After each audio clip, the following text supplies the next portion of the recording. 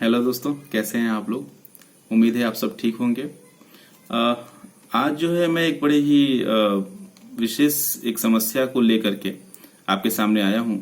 समस्या यह है कि आजकल धीरे धीरे जो है हम पढ़ने की आदत छोड़ते चले जा रहे हैं, चाहे वो छात्र हों, शिक्षक खुद हों, अभिभावक हों। हर किसी के पढ़ने की आदत अब खत्म होती चली जा रही है। पढ़ने की आदत से मेरा तात्पर्य जो है स्कूल में पढ़ाई जाने वाली किताबें नहीं है, बल्कि स्कूल का जो पाठ्यक्रम है, स्कूल के अंदर जो बुक्स पढ़ाए जाते हैं उससे हटके जो बुक्स हैं, जो आपके मानसिक विकास करते हैं, जो आपके आध्यात्मिक विकास करते हैं, जो आपको समस्याओं का सामना करने में आपकी मदद करते हैं और देश विदेश की जो दुनिया भर की समस्याएं हैं उनको समझने की क्षमता आपके अंदर विकसित करते हैं, उनको समझने में आपकी मदद करते हैं, ऐसी किताबों से मेरा तात्पर्य है। तो ये जो किताब स्कूली किताबों से हटके जो किताबें हैं, इनको पढ़ने की आदत हम धीरे धीरे छोड़ते चले जा रहे हैं। इसके बहुत सारे कारण है। जो सबसे प्रमुख कारण है, जो मुझे लगता है, वो है मोबाइल फोन की लत जो है वो हमें किताबों से दूर करती चली जा रही है। मैं एक शिक्षक भी हूँ, तो शिक्षक होने के नाते मैं कक्षाओं में अक्सर जो है बच्चों से यह कहता हूँ कि आप मोबाइल कम से कम चलाएं और ज्यादा से ज्यादा पुस्तकें पढ़ें। किताब जो आपको स्कूल में पढ़ाई जा रही हैं उन्हें भी पढ़ें, उसके अलावा भी आप कुछ पुस्तकें पढ़ सकते हैं। लेकिन मैं ये भी समझता हूँ कि ये कहना जितना आसान है, इस कार्य को करना उतना ही मुश्किल है, क्योंकि हम अक्सर उन कार्यों को ही करते हैं जिन्हें करते हुए हम लोगों को समाज में देखते हैं। हम समाज में देखते हैं कि हर व्यक्ति मोबाइल चला रहा है, चाहे वो हमारा अभिभावक हो, चाहे वो खुद शिक्षक हो।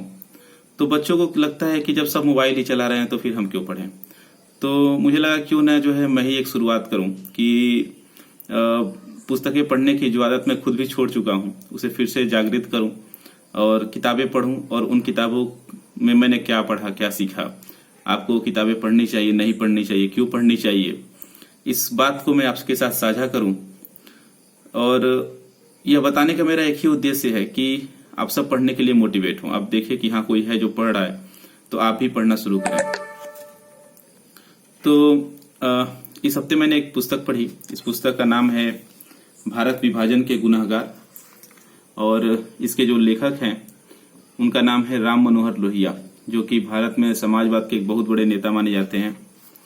इन्होंने इस पुस्तक को लिखा, भारत विभाजन के गुनहगार। एक्चुअली ये मूल रूप में अंग्रेजी में लिखी गई थी। इसका जो अंग्रेजी वर्जन है, जो मूल रूप से जो अंग्रेजी में लिखी गई थी, उसका नाम था guilty man of India's partition, और बाद में इसका जो है हिंदी में अनुवाद किया गया। हिंदी में अनुवाद करने वाले व्यक्ति का नाम है ओमकार शरद। तो ये जो पुस्तक है, इसमें राम मनोहर लोहिया जी ने अपनी राय दी है कि भारत का विभाजन क्यों हुआ, और भारत के विभाजन को बड़ा एक दुखदाई घटना मानते हैं।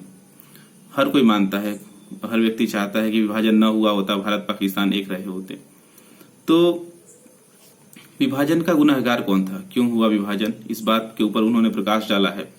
राम मनोहर लोहिया चूंकि खुद भी एक स्वतंत्रता सेनानी थे, और विभाजन को लेकर के जितनी मीटिंग्स उस समय हो रही थी आजादी से पहले, लगभग हर मीटिंग में क्या वो हिस्सा बने रहे, और उन्होंने बड़े करीब से देखा कि जो उस समय के जो मुख्य नेता थे, चाहे वो कांग्रेस पार्टी के हों, चाहे बाकी दलों के नेता हों, या महात्मा गांधी खुद भी हों, वो किस तरीके से अपनी राय को रखते थे, उनकी राय के पीछे क्या सोच हुआ करती थी, कौन विभाजन का विरोध कर रहा था, कौन विभाजन का समर्थन कर रहा था, उसके पीछे उनकी इच्छाएं क्या थी, इन सबको बड़ी बारीकी से उन्होंने उसका अध्ययन किया था और उसे खुद भी देखा भी था। तो उन्होंने अपने विचारों को इस किताब में समेटने की कोशिश की है।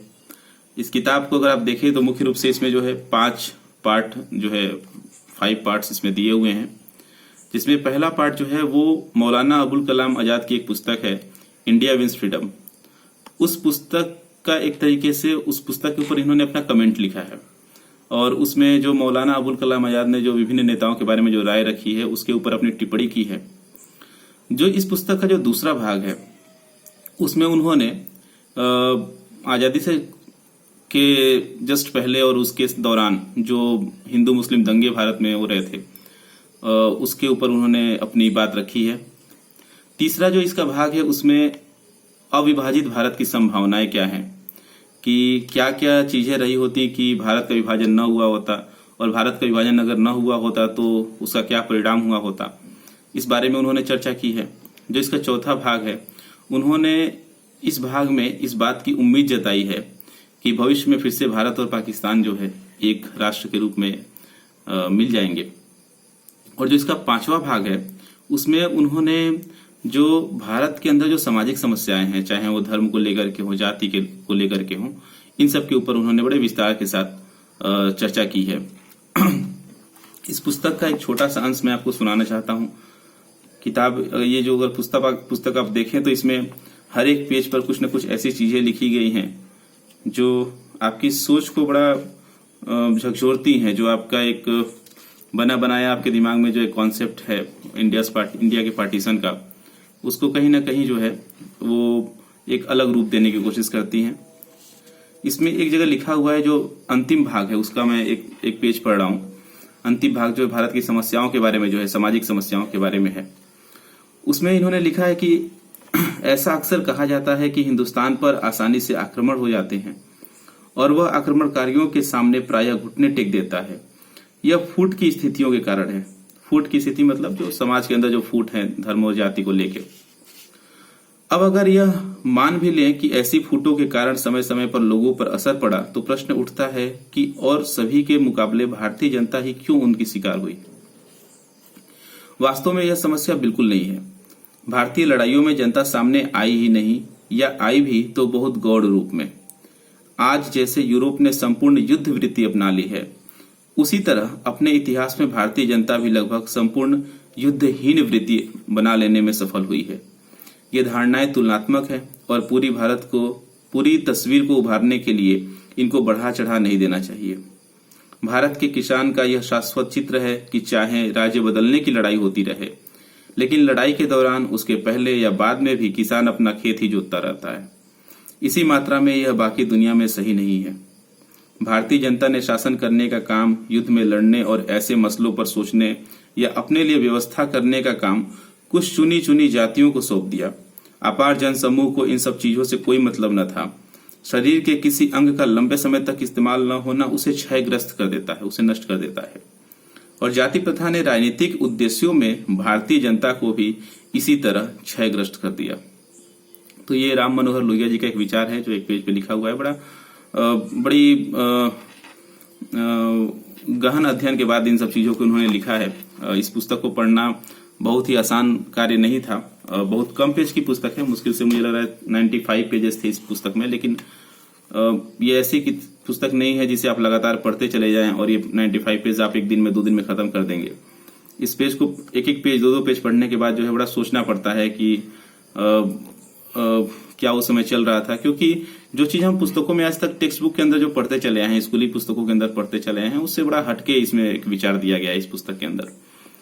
तो उम्मीद है कि आप इस पुस्तक को पढ़ेंगे। अगर इस पुस्तक को नहीं भी पढ़ते हैं तो भी कोई और पुस्तक जो आपके अपनी पसंद की हो, आपकी अपनी रुचि की हो, उसे आप पढ़ें।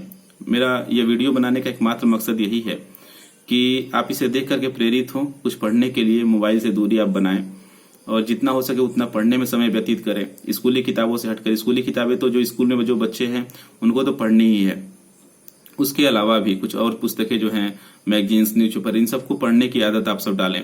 साथ ही साथ जो मेरे मित्र हैं, चाहे वो शिक्षक हैं या अभिभावक गण हैं, उनसे भी मेरी गुजारिश है कि वो मोबाइल से दूरी बनाएं और खुद भी पढ़ने की आदत फिर से जगाएं। क्योंकि जो आप शिक्षक और अभिभावक हैं, 10 साल 5 साल पहले तक वो पढ़ने की आदत रखते थे, लेकिन अचानक से आप मोबाइल की गिरफ्त में हम सब ऐसे आ गए हैं कि ये पढ़ने की आदत खो सी गई है। तो इसे फिर से जगाने की कोशिश करें ताकि आप आने वाली पीढ़ियों को गर्व के साथ ये कह सके कि बेटा तुम पढ़ाई करो। क्योंकि जब हम खुद नहीं पढ़ेंगे तो हमारे इस बात को कहने का कोई मतलब रह नहीं जाता है। तो बस इतना ही कहना था मुझे। बहुत बहुत धन्यवाद।